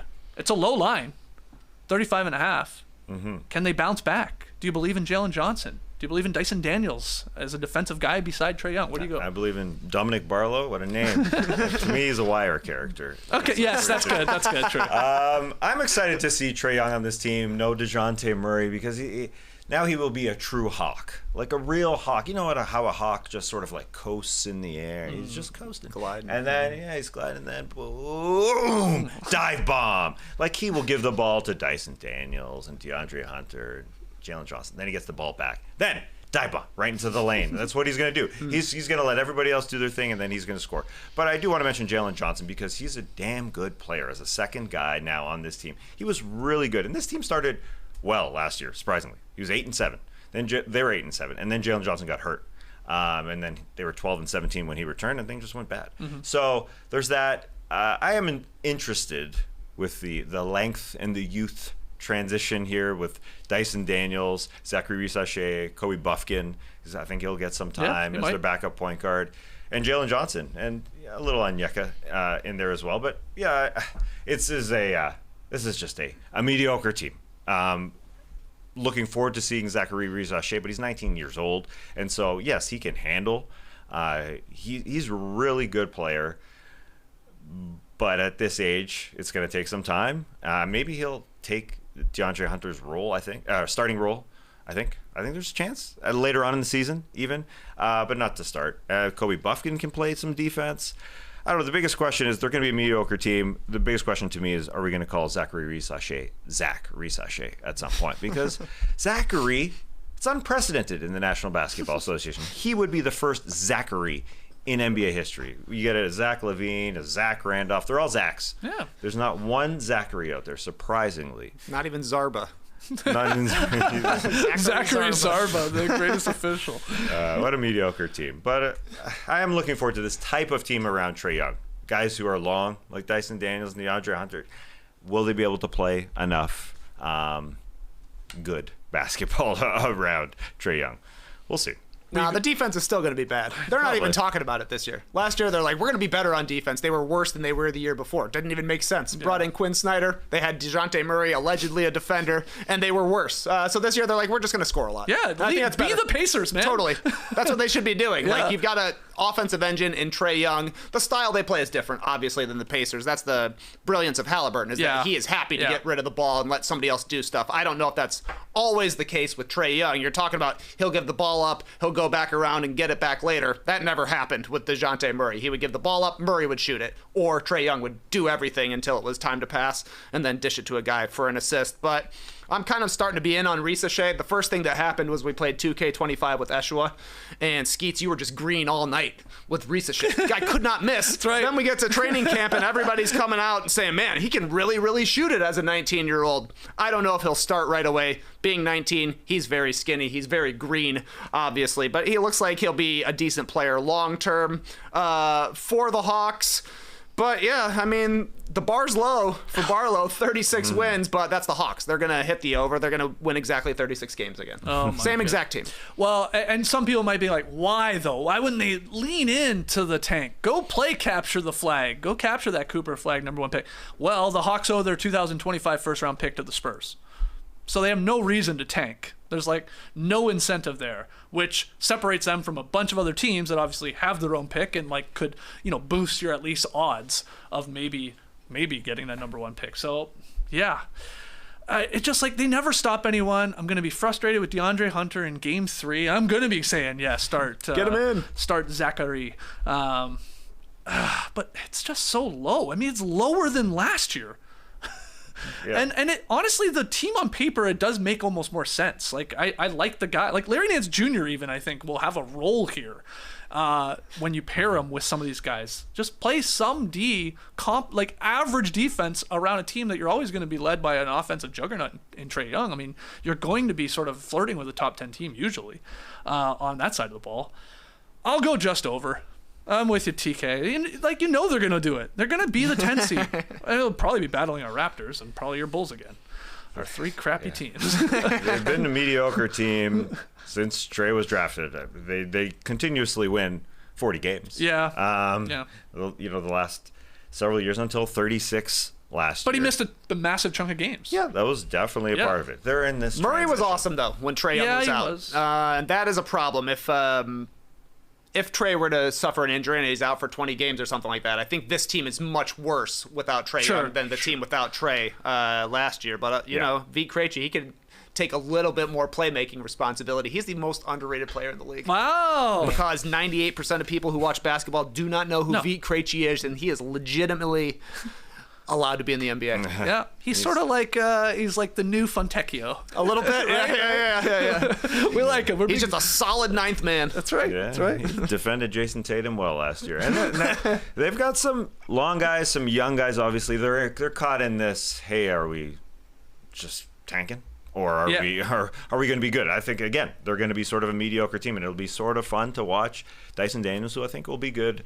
Reece Shea, Kobe Buffkin, all those guys that are super long and fun, but they're not going to do it consistently. That's the problem. And Jalen Johnson, I know we'll get to award predictions later in the week, probably on Friday, but like his name's going to pop up in most improved talk and stuff like that. Yep. Like, can he build on last year? Yeah. Alongside Trey there. He dunked on Chet last year. He went for it, talked some trash. He's fun. And Trae Young, all the criticism he takes, he's a good offensive player. Last year was his highest, most assisted shots of his career that he made. He made the most assisted shots of his career last year, like almost 29%. So it was a little less ISO ball. So we'll see if that happens this year. Probably not, with who they got around him. So you were going over? I'm going over, Okay, yeah. we're all sort of just going over. Okay. 35.5 is freaking low. Okay, well, here's another low line. The Hornets, 29.5. They finished 21-61 last year. They were 13th in the East. They were very bad on both sides of the ball, near the bottom of offensive and defensive ratings, 28th and 29th. LaMelo only played 22 games, though. Hornets won, again, 21. They re-signed Miles Bridges. They re-signed Seth Curry. They got a new coach, Charles Lee, by way of the Celtics. They got Josh Green in a trade. Taj Gibson as a free agent. They drafted the French kid, Tejan Salon, with the number 6 pick. They got KJ Simpson as well at number 42. They have new ownership, new management, new coach. I mean, that sort of was their offseason. Sick. Yeah. What's the main question around this team? Is it like LaMelo staying healthy and how he meshes with Charles Lee as the new head coach and whether they can build a relationship? And is this a jump from 21 wins to 30-win team for you? What do you think? It's not a jump that big for me. I think the Hornets will be better, and the big question 100% is how much can LaMelo Ball play? He played 22 games last year, only like 36 the year before. I think he's played one more game than Ben Simmons in the past 2 seasons. That's not great. So, yeah, I mean, the relationship with his coach, that's important, but more than anything is him being on the court next to Brandon Miller to see how these two fit together, because it looked like Miller long-term is going to be a guy who can handle the ball a little bit, get his own shot, but probably is at his best when he's finishing plays. LaMelo is an awesome playmaker, great vision as a passer, not always the most efficient when he's trying to get his own shot. So you can see where the bumps in each other's heads would fit in together. You got to have LaMelo on the court to actually see how that works out. People like to throw Mark Williams in the mix as a guy who's a piece for them long-term. We shall see. At the very least, he gives them a center that they need, a rim runner, somebody who can finish inside. So I can see a world where the Hornets hit the over here if they get good health from LaMelo, if Mark Williams is able to stay on the court. I don't think it's going to be a good team, but, you know, the Hornets were in the mix for play-in spots before LaMelo really started going down with these ankle injuries. So hopefully he can keep it under the speed limit, and hopefully he can keep on the court. I'm still taking the under for the Hornets. I just don't think they're a very good team, but I do like Trey Mann wearing a baggy uniform. Oh, I saw that. Yeah. Looks good, man. You like the baggy I don't know shorts? if it looks good, but it's nice to see a change. We were due for a new era in NBA fits, because people do like the more tailored jersey, the little bit shorter short, and he's going like early 2000s style. It looks sweet. Are we sure? We would need some reporting on this. That like it was like, oh crap, we don't have shorts for this guy, and it was like they just grabbed because they were really creased, those shorts. They came just out of a bag. They were very creased. So I do wonder if he was like those were backup shorts or something, and he just had to throw them on. He had one on court. He was playing with it, and I would say even more so than the longer short, which was definitely true. He had a pretty billowing jersey. Okay, so he likes it loose. Yeah, and he had like a forearm wristband. Not like a shooting sleeve, just like the terry cloth wristband. Oh. MJ style. He looked like Eddie Robinson. People were saying he's doing Allen Iverson impersonation. He looked literally like Eddie Robinson, former Charlotte Hornet back in the day. Great player. Okay. Bulls made him take off his headband. It was never the same. Good stats. I didn't know that about Eddie Robinson. I guess he's just going old school, like you said, with the uniform. just a throwback, and maybe he's trying to bring the off-court fashion onto the court, because off-court fashion also going bag Yeah, here. that's true. Totally. Everybody's doing it, so he's just saying, I want to be stylish, I guess. I think LaMelo Ball wants to play basketball again, and that's why he's wearing ankle braces for the first time. He's literally wearing ankle braces on the floor in preseason. He didn't wear that before. I'm sure he sees his brother getting healthy in Chicago. That guy had to fight through stuff. I got to do it here, because when he did play, this team was good a couple years ago. Easily a 500 team. When he made his All-Star appearance, so I do believe that they can get back to that if he's on the floor. And now you have Brandon Miller, of course, too, in the mix. That guy was awesome last year. It kind of goes under the radar because Wemby and Chet, but he was really good from especially the mid-range, like really good percentages up to the three-point line, and a damn good three-point shot as well. So he almost shot 7 threes a game last season, and that was when he was the number one option on that team. He was when the primary option. Everybody going for him. Now, if LaMelo's on the floor, I think he can be really good. It'd be nice if he got to the line a little bit more. But I just do think there's enough guys around it when you start talking about Trey Mann and Grant Williams and now Josh Green, who was a really good Dallas Maverick, and your Hornets guys that you talk about at the center spot, your Richards, your Williams.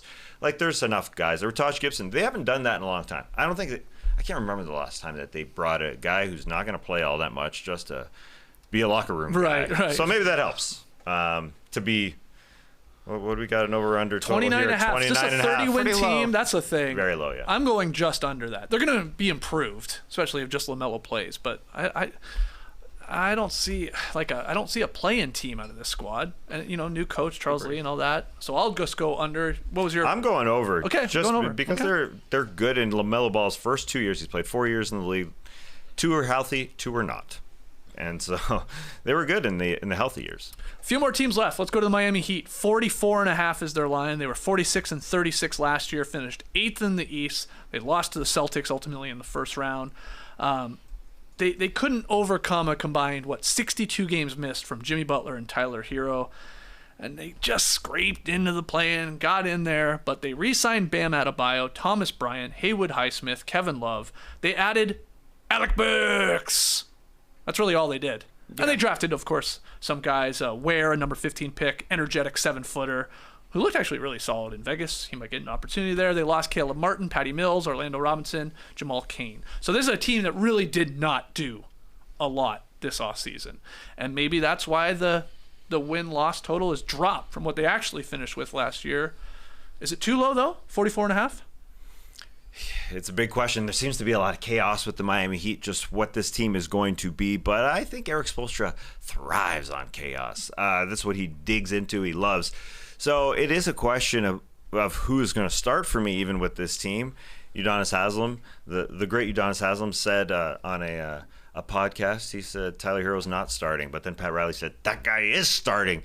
So him, if he is better, if Tyler Hero has a motivated season after last season, he shaved his head, it looks good. Him and Butler and Rozier as a second year for him, if Duncan Robinson can pick it up. There's just so many questions like last year versus this year. What is this? What is Hero? What is Terry Rozier? What is Duncan Robinson? I think Burks can win a couple games. So I do like this chaos sort of team for them. And they just have a lot of guys. When you start to look at this team, it is sort of like a Pacers team or like a Heat team that went to the finals. Like, they can play 10, 12 guys. Josh Richardson, Nikola Jovic, Khalil Ware does look good. Yeah. Haywood Highsmith, Kevin Love's still a player. And it is Jimmy Butler's last year of his contract. I'm buying it. I'm buying contract into it. year Jimmy Butler. Yeah. What do you think, Trey? That's why I'm in on the over. Contract year Jimmy Butler came in with a business-like haircut. Same with Tyler Hero. They are focused on this season, and the Heat have actually been pretty solid the last 3 years. 46 wins last year, 44 the year prior, 53 the year prior to that. But after last season, Pat Riley basically said, we can't keep trying to go into the play-in and then win our way through the playoffs. It just doesn't make sense. They have to be a better team this year. They've got pretty solid continuity. They do have some depth, though, when you're listing guys like Alec Burks, Josh Richardson, Kevin Love. I was like, is this really depth? It's not 2016 anymore. And if it were, they'd probably be playing on the Pistons in a pretty solid team. But I like the look of this Heat team. I think they're going to try hard this season. And if that's the case, I think they can easily get to 45 wins. Yeah, there's a sense that they've been passed in the Eastern Conference, right? By all these other contenders, because they loaded up in the offseason, made these big trades, and worked around the edges where the Heat sort of stood pat and didn't do a whole lot. But they don't get included, it feels like, Miami, and maybe rightfully so, I don't know. They don't get included in the second tier even, right? Yeah. When you're talking Cavs and you're talking Pacers and you're talking Magic, like, you rarely see the Heat included with that bunch. So that means, like, oh, they're just a playing team. But I'm sort of with you. I've, like, talked myself into this team. Like, everybody's like, oh, they didn't do anything. It's going to be bad. I'm not so sure. I think this is exactly what Spoelstra likes. And yeah, if you get a focused and a healthy Jimmy Butler, along with Hero, and Bam as your number 2 guy, like, they have an identity too. They're a good defensive team. Like, if Bam is playing, that's a top 5 defensive team. It generally is under Spoelstra and Bam. So it's just the offenses, they're enough. And you need Jimmy to make that click a little bit better. So I'm with you guys. I like the over. It's really low, 44.5. Quite low. Very low. So I'm with you. Orlando Magic, the other team there in Florida, 47.5. They finished 47-35 last year. 5th in the East, lost to the Cavs in a 7-game series in the first round. They were, honestly, sort of like their Heat when you think about it. Really good defensive team. Not a great offensive team. Struggled there. But again, won 47 games. Got to the playoffs for the first time since 2020. Played a good series against the Cavs. Nearly got them, but bowed out in the first round. They re-signed the brothers, the Wagner bros. Goga, Gary Harris, Jonathan Isaac. They added KCP in free agency. Corey Joseph as well. They drafted Tristan da Silva with the number 18 pick. They lost Joe Ingles. 47.5. Is this team 1 win better than they were last year? Do you see the continued growth? Or will they stagnate a little bit or be worse? What do you think? We shall see. This is one I'm prepared to be wrong on because I'm going under for the Magic here. I just think that when you have such a huge jump, it's not uncommon to take a tiny step backwards. 13-win jump last season, and prior to that, it was like 12 wins that the Magic had jumped like over the course of 2 seasons. They've gotten, 25 wins better? So even if they take a 3-win step back, they're still a lot better than they were. KCP helps. He definitely improves their 2-guard spot, improves their bench since Gary Harris will likely be the guy there. But they still need a playmaker. And I don't know if giving the ball off to Jalen Suggs as the starting point guard is necessarily going to work out this season for the Magic. I think in their long-term development, having Suggs become a real playmaker and a real offensive player rather than just a 3-and-D guy, that would be great for the Magic. I just don't necessarily know that it will happen this season. He needs the reps to be able to do that. I just don't really see how this team can be that good offensively. I don't think adding KCP takes them from bottom 5 to top 10. Definitely not. Right. And that would be what needed to happen for them to challenge 50 wins. So I'm going barely under. I think they're about 47 wins again.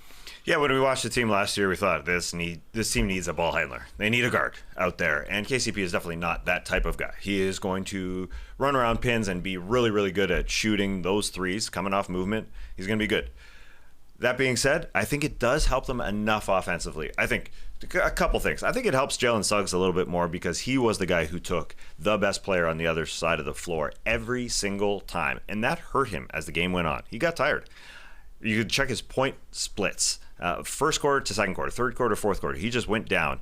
Each time he got out of the locker room, he's good. Second quarter, bad. Third quarter, great. Fourth quarter, bad. He was tired. He had to do that. Now it's KCP's job. But also, I think Paolo Banchero is just going to get better. That's what I'm banking on too. Yeah. I think they're just going to rely on him more and smarter. And instead of last year, it was just a stagnant sort of offense. 18 seconds in, all right, Paolo, we got nothing. Do it, man.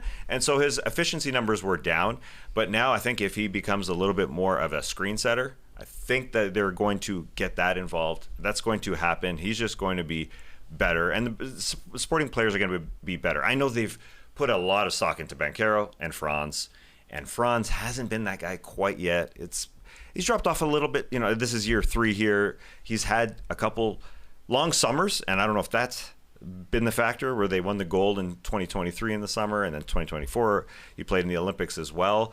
But I think just the KCP addition kind of helps, and some of the other guys are getting a little bit older, like Anthony Black should be a little bit better in a supporting role, and because they let go of Fultz. I think they're banking on what they have, and I think they're banking on Banchero being better. So I think all in all, I'm taking the over. It seems like a high number. I'm sure the bettors are going under on a 47.5. To me, it seems a little high. Just because, there's just so many Eastern Conference teams that are getting lots of pub lots of love. Yes. And the Magic are one of those teams that they're, first of all, it's a smaller market team. And so I think, the 47.5 does seem a tiny bit high, but I think when they put it all together, they're going to get at least 48 wins. I like the over as well. I'm really excited about like Paolo even like leveling up, and he was awesome last year. He averaged basically 23, 7, and 5. I only see that going up. I'm a Paolo believer. Franz averaged 20 points per game, and he couldn't hit a three-pointer to save his life. Maybe there's a little bit bounce back to some normalcy shooting the rock from 3, and that would get him up, to 22, 23. That's huge. Suggs is already one of the best defensive guards in the league. Now you add KCP. You're right, Tass. You can sort of like, hey, on some possessions or on some nights, whatever, maybe give that role to KCP. Yep. Suggs will usually take the best perimeter player, and as he should, but I like the help there. And then this team stunk at shooting threes. They were the worst, made the fewest amount of three-pointers in the league last season. 11 three-pointers made per game. That's it. KCP helps. He helps in that department to give you a couple more per game and stretch the floor a little bit without hurting your defense. And what I look at is like they have an established identity. They're a defensive-minded team. Awesome. Now can they improve offensively? I like asking a team to do that more than the flip of that. A really good offensive team, asking them to improve defensively, I think is much more difficult that's true. In basketball and in the league.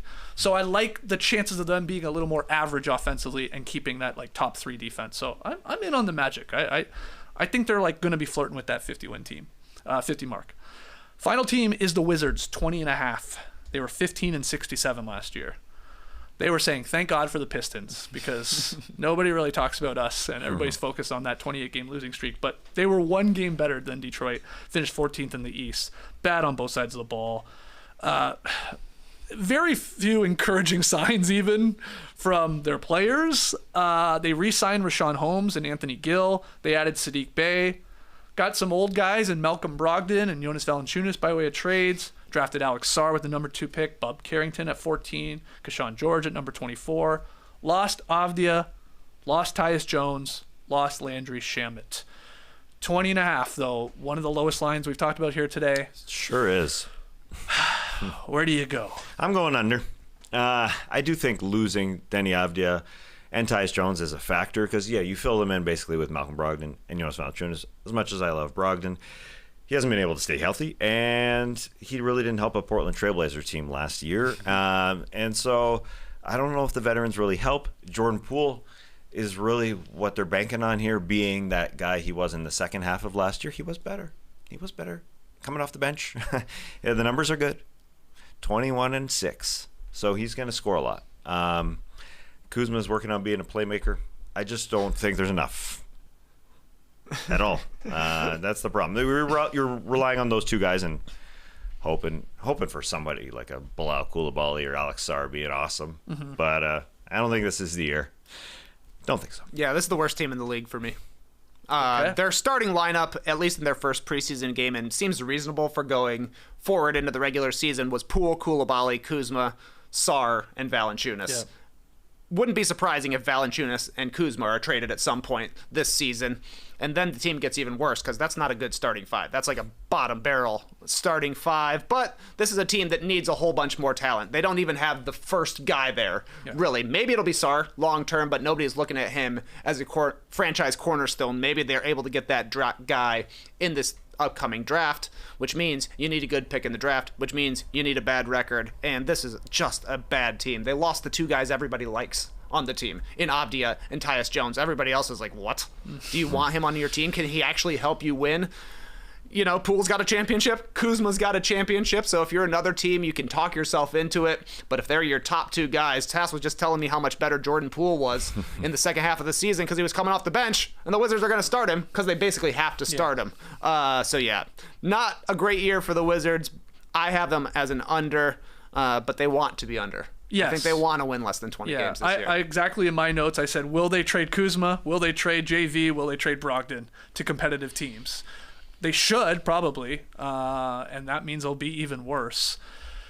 Yeah, 20.5 is low, but it is low. We got them in the teens, it sounds like, again, as one of those teams. All right, so that's all 15 Eastern Conference teams. Let's get some locks. Give us all 3 of your locks. We'll make it 3. We'll keep track of these. What are the 3 bets you're most confident about, Tass? My 3 most confident bets are ones that you guys were not confident in. Okay. That's probably the way to go, man. I'm taking the Milwaukee Bucks as an over. I just buy into this team that started 30-13 last year. People say they're old this year. Well, they were friggin' old last year as well. That's a 57-win pace team. I don't expect them to win 57 wins. That's a lot. But Lillard proved last season that if you don't come in fit, your second half's going to be worse than your first half. And now he's fit. He's ready. I think this is a comeback year for Damian Lillard. Giannis Antetokounmpo is still one of the best players in the league. There ain't no question about that. He ain't old yet. And this team wasn't even all that good defensively last year. They're 19th. So it's not like they were awesome. I think they can get better on that end, and I think they did decently well picking up guys like your Gary Trent, who I think is kind of an underrated guy when you have enough talent around him, and your Taurean Princes and stuff. I'm taking the over on that one. 50 wins ain't a lot for this team. Okay. I'm fine with that. Keep going. Hit us with Yeah. You guys don't believe in the Charlotte Hornets? I believe in the Charlotte Hornets. I want to drive 4 hours from here and watch a game in that Bank of America arena. That's what it's called, right? I have no clue. I think so. Is it called that? I thought so, because it changed from, it was a fast food place. I thought so. Spectrum Center. It looks like Spectrum Center. I mean, according to Basketball Reference, but they could have updated it. I don't know. I don't know. I'm sending them some Zelle money, and I am going over you're there. thinking of the Carolina Panthers. Oh, the Panthers? That's the Bank of America Stadium. Oh, interesting. Yeah. Spectrum is what I'm seeing as well. The Hornets used to be a fast food place, like some chicken. Bojangles or something? Yeah, Bojangles. Yeah. That was like a secondary arena that we went to. Though. Oh yeah. Anyway, weird stuff. I do think Alonzo Ball maybe influences Bro to say, "Hey, get back healthy, man. Wear some ankle braces." For the first time, LaMelo Ball is going to be wearing ankle braces, and I think that's important. They were good before he got hurt, and they were like a 500 team when he's that talented. When you got a talented guy at your number 1 spot with Brandon Miller again. I think he was overlooked last year. Now he's a number 2 guy.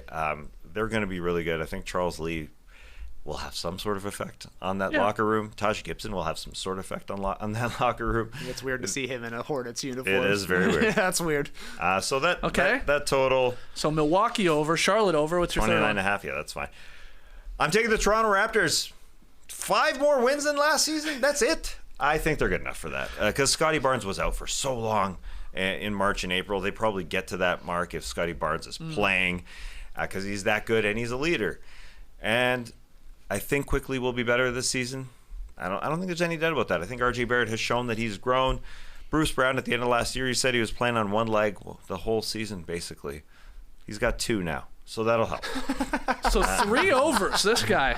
Yeah, 3 overs, yeah. Got 2 It is legs that now. time of year, right? Oh, yeah. Yeah. We're all optimistic. So Let's optimistic. say it. Every Yeah. line, I could be like, oh, yeah, I can see that. I can see it. over. Yeah. Okay, Trey, what are your 3 locks? I got the Celtics over 58.5. Okay. Best team in the league. They're basically running it back, and they'll get healthier as the season goes on, though maybe they could even hit this if Porzingis doesn't play. I also got the Heat over 44.5. Like I said earlier, 46, 44, and 53 wins in their last 3 seasons, and it feels like Pat Riley is setting the tone of we have to try this season. I like the Heat trying.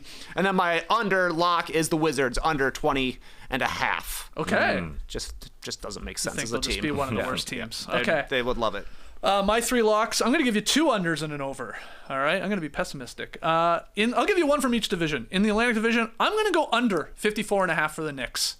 I think a lot of people are going to be pounding the over. I get it. They made big moves. I just think there's going to be some growing pains. I still think they're going to be really good. They'll probably even go further in the playoffs. This is regular season. I'll have them winning less than 55 games for the Bing Bong Knicks. Central Division, Trey, I'm talking it into existence for you. I'm going under 27.5 for the Chicago Bulls. I'm going to do it. They're going to pick a lane. We're going to have some moves. We're going to play the young guys. It's going to maybe be entertaining, and they're still going to lose a lot of games. So I'll go under 27.5 for Chicago. And my 1 over, we just talked about them. I like the Orlando Magic over 47.5. I like that probably, that 50 win mark, 49, 50 win mark for Orlando. I like them from that bunch of Cleveland, Indiana, and Orlando to take like maybe the most step sort of up, a couple games at least. So that's my over. Let's hear from you. over under locks. Let us know in the stream team. Let us know in the comment section of our YouTube show. Tweet at us at No Dunks Inc. We're back on Wednesday for the Western Conference. We're going to do this all over again for all 15 teams. We'll go through each one. We'll give you our locks. So join us on Wednesday at 10 a.m. Eastern here on YouTube, obviously flipped into a podcast on Apple and Spotify. Looking forward to breaking down the very difficult Western Conference. Oh, man, yeah. Woo! How many overs will be said in that one? I wonder how many overs and unders we said in this one. Somebody do the math for us. Go check it out. But we'll be back on Wednesday for that.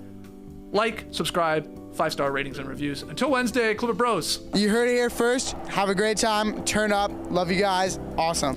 Thanks for joining us, and remember, happy 20th year to us. I guess we all have to buy each other China, I guess. Oh, I thought it was Emerald. Yeah. Emerald it says China? Traditional theme is China. The color is emerald. Oh, okay.